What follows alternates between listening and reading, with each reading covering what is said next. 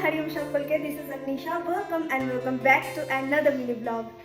আজ অরণ্য ষষ্ঠী উপলক্ষে আপনাদের সবাইকে জানাই অনেক শুভেচ্ছা। বাংলার 12 মাসে 13 পার্বণের মধ্যে অরণ্য ষষ্ঠীও একটি অত্যন্ত গুরুত্বপূর্ণ লোকোৎসব।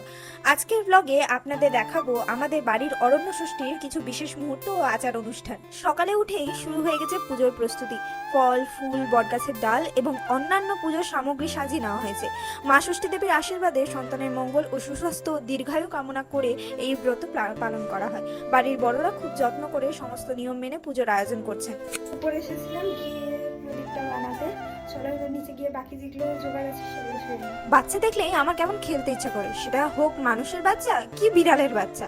তারপর ঝটপট আমি একটু কিছু খেয়ে নিচ্ছিলাম, কারণ সকাল থেকে কিছু খাইনি। তারপরে আমার পুটু চলে এসেছিল আমার সাথে খেলা করতে।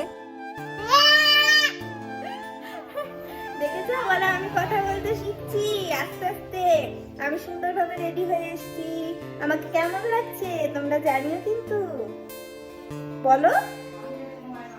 তারপর মা, জেঠিমুনি, কাকিমুনি সবার সাথে বটতলায় যাওয়ার জন্য বেরিয়ে পড়েছি। আর এই দেখো বটতলায় পৌঁছেও গেছি। আমার বাড়ি থেকে বটতলার ডিস্টেন্স খুব একটা বেশি না।